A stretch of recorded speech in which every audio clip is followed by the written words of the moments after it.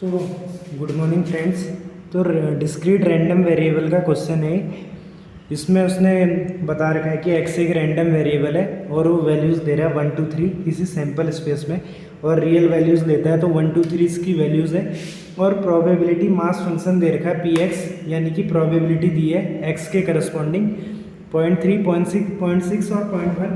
तो आप समेशन करके देख लो, 1 आ रहा है टोटल प्रोबेबिलिटी। तो डिस्क्रीट रैंडम वेरिएबल का क्वेश्चन है, क्योंकि एक्स जो है काउंटेबल वैल्यूज़ ले रहा है 1 2 3।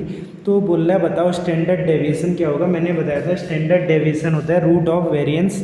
तो वेरिएंस निकालता हूँ, उसका फॉर्मूला बताता हूँ पहले, जो बता चुका हूँ मैं। सॉल्यूशन ये है, ये सॉल्यूशन होगा variance equal to E of X square minus E X का स्क्वायर, ये होता है। तो भाई पहले मुझे ये और ये निकालना पड़ेंगे। तो ई ऑफ एक्स स्क्वायर जो है वो कुछ नहीं होता, summation of X square P x होता है।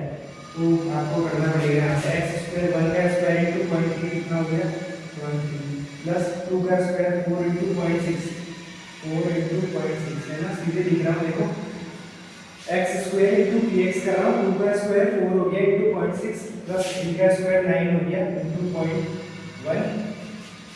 तो भाई ये करके देख लेता हूँ मैं, 0.3 प्लस 4 इंटू 0.6 प्लस 9 इंटू 0.1। तो ये आ गया 3.6। लेकिन आपको गेट में करना है तो ऑनलाइन कैलकुलेटर से करना पड़ेगा, इसलिए सतर्क रहे वहाँ पे। और ई एक्स आपको निकालना पड़ेगा। मैंने बोल रहा है sigma x P x.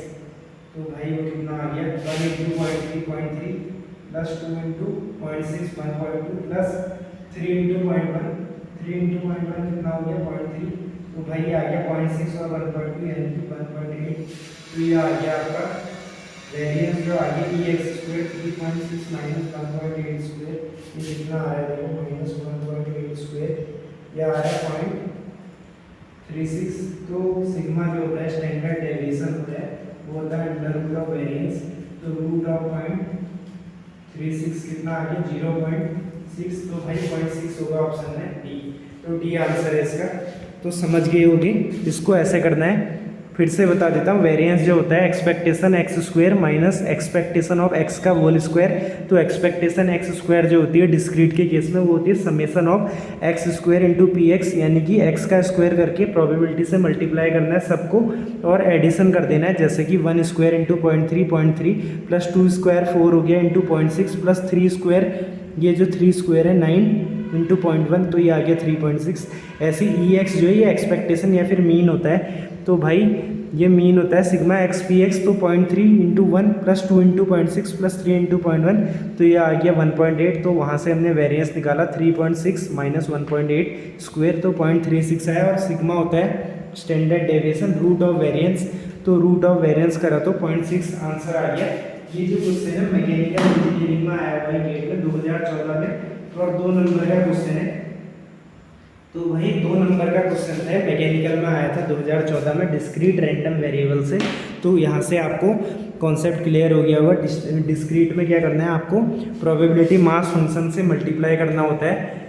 Simple जो प्रोबेबिलिटी मास फंक्शन है पी होता है और एक्स जो है रैंडम वेरिएबल है। अगर यही कॉन्टिन्यूस फंक्शन का होता तो ई एक्स निकालने के लिए आप करते integration x F X D x, जहाँ पे स्मॉल एफ एक्स होता है प्रोबेबिलिटी डेंसिटी फंक्शन, और डिस्क्रीट वाले केस में होता है probability mass function. Density function होता है कॉन्टिन्यूस के केस में, तो इंटीग्रेशन करना पड़ता है कॉन्टिन्यूस के केस में। और अगर जो टोटल प्रोबेबिलिटी है वो तो 1 ही होगी, तो integration F X D X equal to 1।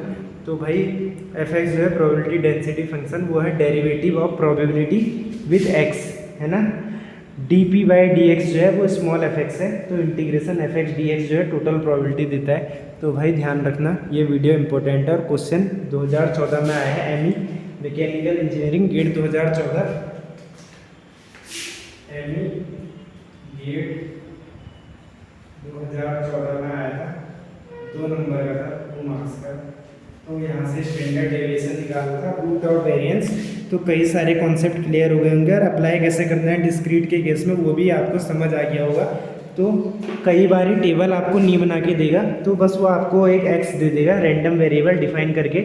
जैसे कि 3 कॉइन के टॉस में एक हेड आने की प्रोबेबिलिटी, एक हेड, तो वो वहाँ पे आपको head in cos of 3 Stoinis, मतलब एक 3 कॉइन्स के टॉस में हेड आने का जो वो है वो रैंडम वेरिएबल है। तो रैंडम वेरिएबल एक भी हेड ना आए, एक आए, दो आए या तीन मैक्सिमम, तो 0 1 2 3 बन जाएंगे। तो उसके करस्पॉन्डिंग प्रोबेबिलिटी आप सैम्पल स्पेस बना के निकालोगे। तो ये टेबल आपको खुद तैयार करनी पड़ेगी वाले केस में। तो भाई बाय, अगली वीडियो में मिलते हैं। और लाइक शेयर और सब्सक्राइब करें। और जो अदर स्टूडेंट है गेट और PSU जॉब्स या फिर JEE मेंस की तैयारी कर रहे हैं, उसका कंटेंट भी डेवलप कर रहा हूँ, तो जल्द ही लेके आऊँगा। और 11th-12th वाले बच्चों के लिए डिफरेंशियल और मतलब जो डिफरेंशिएशन और इंटीग्रेशन वाला पार्ट है कैलकुलस, वो लेके आऊँगा। डिफरेंशियल कैलकुलस और इंटीग्रल कैलकुलस वही है 12th और 11th वाले बच्चों के लिए। तो बने रहें भाई, धन्यवाद, बाय।